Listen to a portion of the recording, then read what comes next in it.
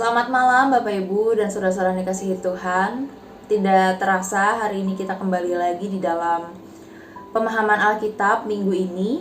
Dan kita akan membahas dari Matius 15 ayat 21 sampai 28. Yang dalam tema minggu lalu di dalam ibadah kita, temanya adalah kasih lintas batas.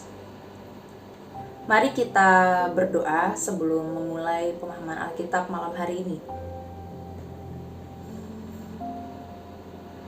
Tuhan, terima kasih untuk berbagai hal yang sudah kami lewati hari ini.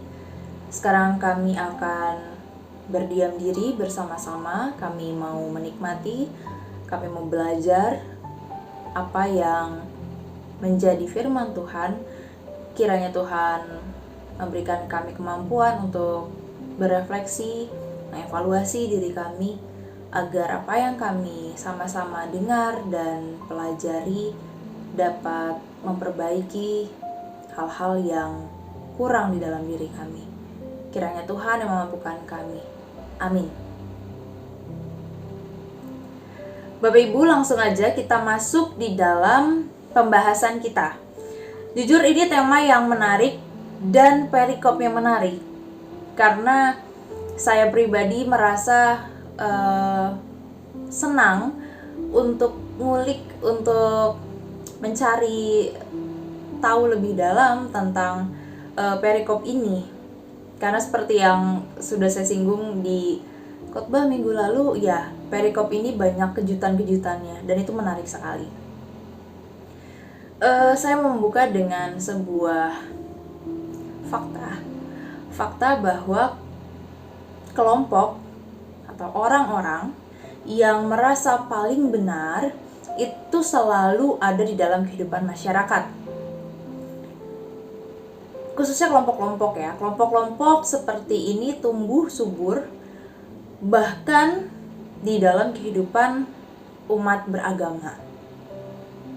Jadi kalau kita melihat bagaimana negara kita ini terpecah belah antar kelompok, antar suku, antar agama, ya karena memang pada faktanya selalu ada orang-orang seperti ini. Memang tidak mewakilkan agama tertentu atau suku tertentu, tetapi di dalam kelompok-kelompok itu selalu ada oknum, selalu ada orang-orang yang selalu merasa dirinya paling benar dan memaksakan orang lain untuk juga bisa melihat apa yang menjadi kebenaran menurut dia gitu. Jadi ya sekat-sekat atau batas-batas yang selama ini tercipta tidak lepas dari pengaruh orang-orang yang ada di dalamnya juga.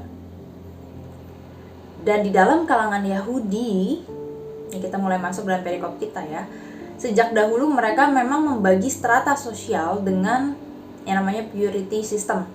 Dalam arti begini, kalangan Yahudi ini terbiasa membelah diri atau memisahkan diri mereka yang mereka anggap mereka adalah umat pilihan Allah, dan orang-orang di luar mereka adalah bangsa-bangsa yang bukan pilihan Allah, atau mereka kasarnya menyebut orang-orang di luar kelompok mereka adalah najis atau kafir begitu. Lalu halal dan haram bagi orang-orang Yahudi ini sangat sensitif. Perdebatan antara halal haram ini juga sempat terjadi antara Yesus dengan orang-orang Yahudi, orang-orang yang memegang peranan-peranan penting di dalam kehidupan beragama. Kalau kita lihat di dalam Matius 15 ayat 1 sampai 20. Lalu setelah Yesus membongkar, Yesus mencoba mendobrak tembok pemisah antara halal dan haram, yang najis dan yang tahir. Nah, sekarang di dalam perikop kita, Yesus masuk ke wilayah lain dan bertemu dengan orang-orang dari bangsa lain. Di tengah bangsa-bangsa non-Yahudi inilah Yesus kemudian berkarya. Yesus bekerja untuk memberitakan Injil Kerajaan Allah. Dan kota itu adalah Tirus dan Sidon. Ini adalah kota pertama.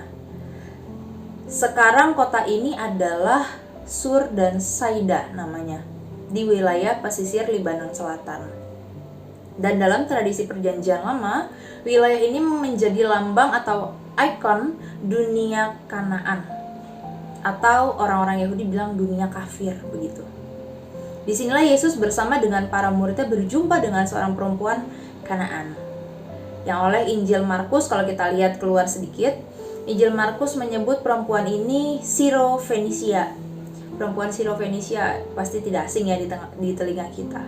Ini ada di dalam Markus 7. Bapak Ibu, perempuan ini adalah seorang ibu yang anaknya sedang menderita sakit.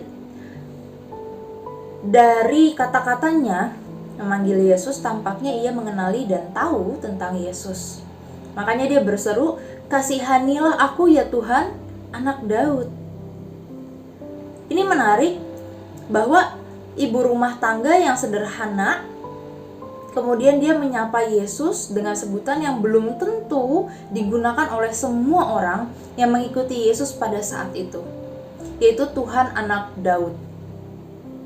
Ibu ini bukan dari kalangan terdidik secara teologis atau dia seorang pemuka agama, tidak, tetapi dia bisa menyebutkan Tuhan anak Daud. Nah, ini sesuatu yang menarik. Itu berarti ketika pertama memanggil Yesus, kayaknya si ibu ini juga sudah mengimani bahwa Yesus adalah Mesias.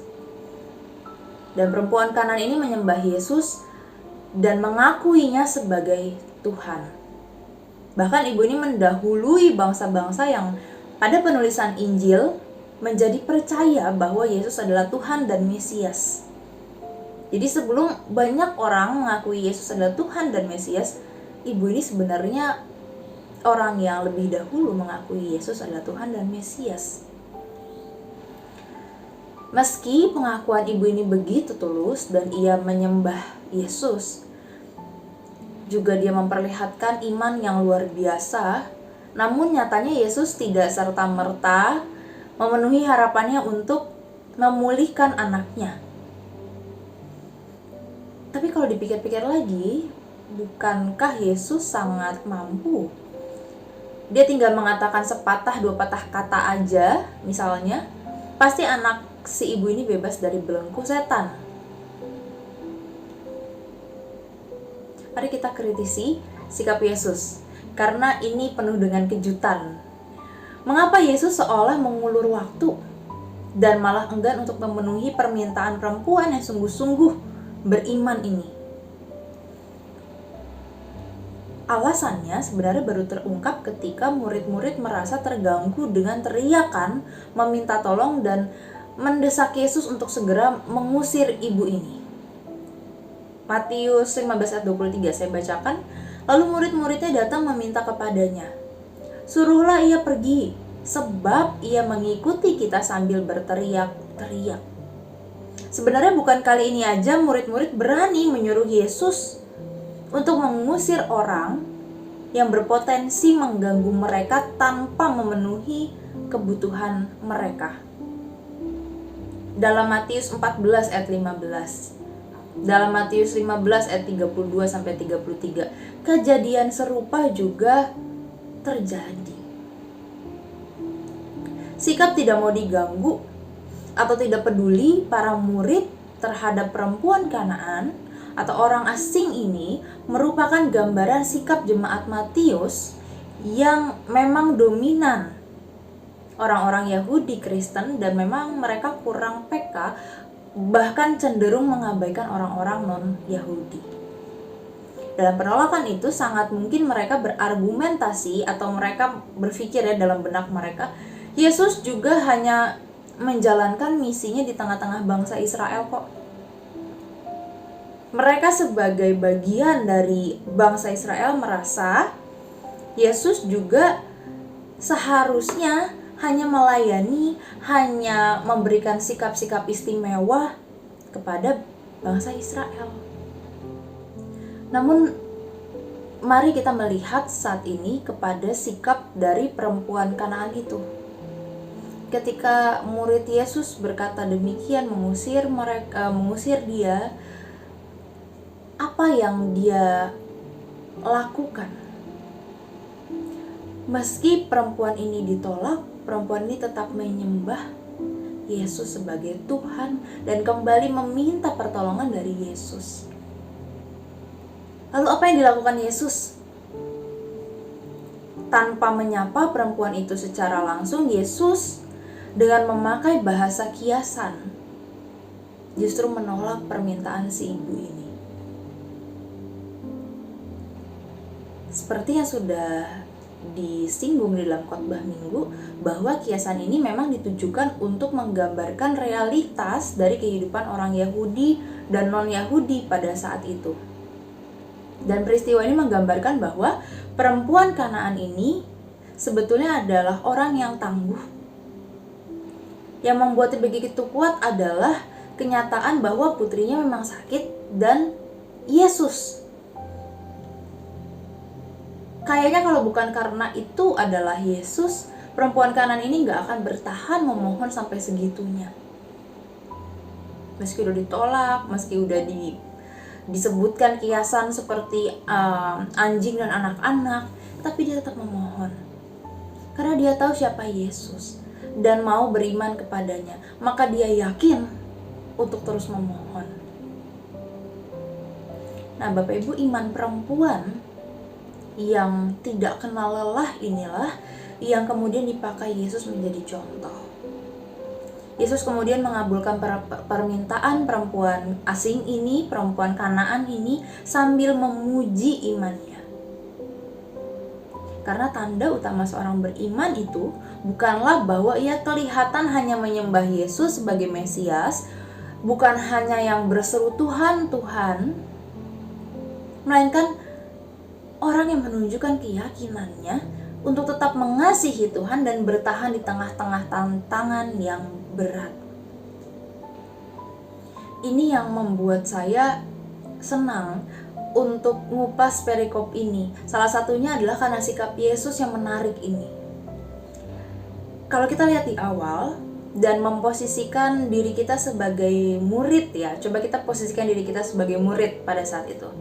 Lalu Yesus mengeluarkan dua statementnya di awal tentang dia diutus untuk bangsa Israel.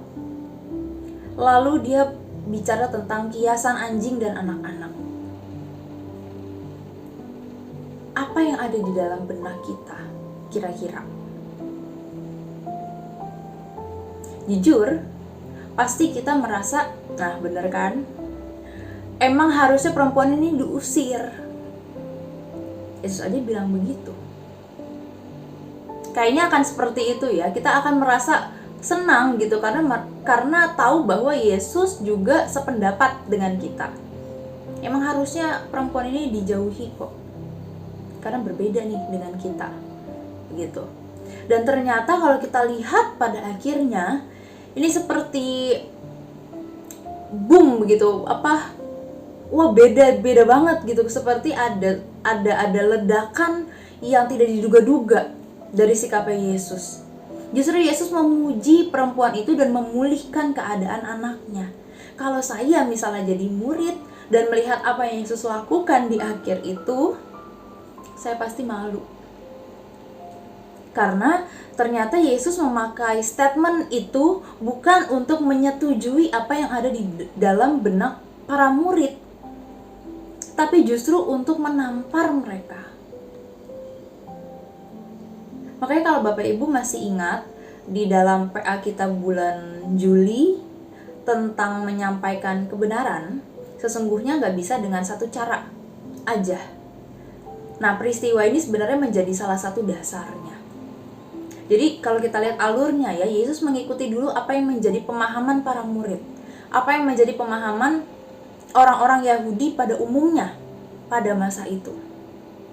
Diikutin dulu nih, tapi kemudian itu dibalikkan untuk menunjukkan kesalahan mereka justru. Dan cara ini buat saya pribadi ini justru kena banget.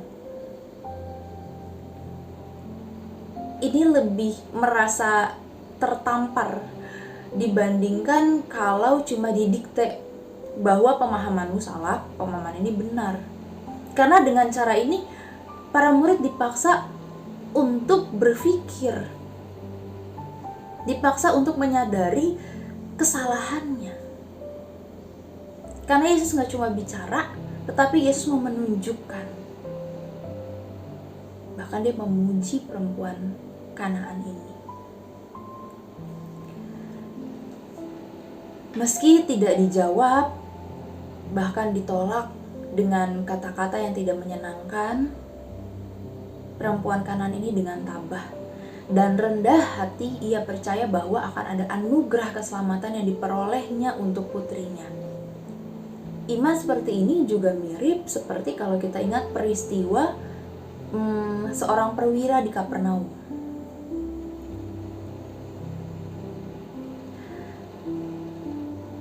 Peristiwa ini begitu jelas menyatakan bahwa kasih Yesus tidak mengenal sekat. Sekat bangsa pilihan atau yang bukan, sekat najis atau yang tahir. Tetapi kasihnya menyapa semua orang. Kasihnya berlaku untuk semua orang. Saya mau kembali memunculkan pertanyaan di dalam khotbah minggu lalu. Apakah ketika kita tahu bahwa Allah mengasihi semua orang, maka kita sudah mengasihi apa yang dikasihi Allah atau belum? Saya meyakini bahwa tidak ada manusia yang dengan sempurna mampu mengasihi Allah. Karena bicara tentang mengasihi Allah, ini tidak hanya tentang perasaan, tetapi juga tentang akal budi. Artinya kita harus mengasihi Allah dengan kesadaran penuh. Nah, apa maksudnya? Begini, kalau zaman SMP, SMA, biasanya, atau saya deh, ketika zaman SMP, SMA nih bisa merasa sangat mengasihi atau mencintai seseorang yang rasanya itu dalam banget. Pokoknya orang itu adalah segala-galanya. Pasti Bapak Ibu juga pernah merasakannya gitu, entah dengan seseorang atau benda atau peristiwa. Tetapi berita buruknya adalah itu bisa luntur kalau ada yang lebih menarik. Kalau kita berada di situasi yang berbeda, nah itu bisa luntur. Itu kalau kita mengandalkan perasaan doang. Karena yang paling gak stabil adalah emosi kan. Jadi bisa berubah-ubah dengan cepat. Nah, mengasihi Allah dengan kesadaran penuh ini tidak berhenti di situ, tetapi menyangkut sikap hidup juga. Mengasihi apa yang dikasihi Allah adalah cara kita untuk mengasihi Allah. Saya ulang ya, mengasihi apa yang dikasihi Allah adalah cara kita untuk mengasihi Allah. Persoalannya, kita ini terbatas. Saya yakin gak ada orang yang tidak pernah merasa kesal atau benci dengan orang lain. Karena logikanya begini, kita gak mungkin bisa menyenangkan semua orang. Pasti ada orang-orang yang tidak suka dengan kita. Karena kita tidak mungkin disukai oleh semua orang. Sebaliknya, kita juga gak bisa suka sama semua orang. Karena gak semua orang bisa menyenangkan kita. Pasti ada hal-hal yang membuat kita pada akhirnya membangun batas-batas diri kita dengan orang lain. Dan kesadaran pada bagian ini adalah tentang bagaimana kita mau menyadari keterbatasan kita dan memperbaikinya. Ketika kita tahu, oh iya saya sudah mulai kesal, oh iya saya udah mulai benci, saya udah mulai gak suka dengan sesama walaupun tanpa alasan yang tidak jelas. Maka pada titik inilah perbaiki itu. Dan berusahalah keluar dari perasaan itu. Ketika kita mau berjuang untuk mengasihi orang lain, maka itulah perjuangan kita untuk terus mengasihi Allah. Kayak saya bilang, gak mungkin kita bisa mengasihi Allah seutuhnya dan konsisten. Karena di dalam realitas hidup, seringkali kita jatuh pada kebencian terhadap sesama. Namun bukan berarti kita menyerah dengan keterbatasan insani kita. Sebaliknya kita harus terus berjuang. Ketika kita sudah merasa mulai gak bener nih sikap kita, perasaan kita terhadap orang-orang yang ada di sekitar kita, maka mulailah perbaiki itu. Sulit? Iya. Karena memang tidak mudah mengasihi Allah ketika kita diperhadapkan dengan orang lain. Tetapi kita juga gak bisa bilang bahwa saya sudah mengasihi Allah tanpa bersentuhan dengan orang lain. Dan pada akhirnya, kita bisa memaknai bahwa kasih lintas batas sebetulnya adalah wujud nyata. Adalah bukti bahwa kita mengasihi Allah.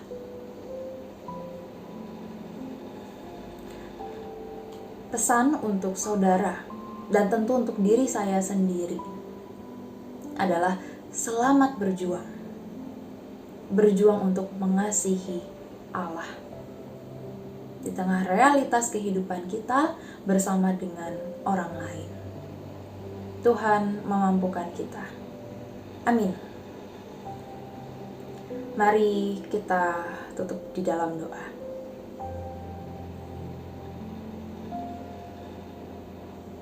Tuhan, melalui peristiwa perjumpaan Tuhan Yesus dengan perempuan Kanaan, kami kembali diingatkan bahwa kehidupan ini tidak lepas dari perjumpaan dengan orang lain. Dan seringkali kami menodai perjumpaan kami dengan orang lain.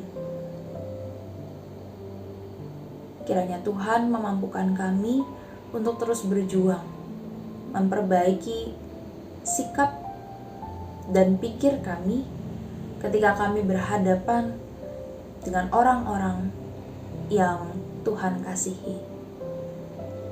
Mampukan kami yang terbatas ini untuk terus melihat kepada Tuhan ketika kami merasa tidak mampu. Mampukan kami ketika kami merasa kami sudah lelah untuk mengasihi ciptaan-Mu yang lain di dunia ini. Kiranya kasih Tuhan dapat terus hidup di dalam diri kami dan mampu untuk kami pancarkan, kami bagikan untuk banyak orang di sekitar kami. Kiranya Tuhan berperan bersama-sama dengan kami untuk menjalani kehidupan ini. Di dalam nama Tuhan Yesus Kristus kami berdoa. Amin. Selamat malam Bapak Ibu. PA kita sudah selesai. Sampai bertemu di PA minggu depan. Terus semangat untuk menjalin relasi dengan Allah di tengah keterbatasan kita. Tetap sehat dan Tuhan memberkati kita semua. Selamat malam.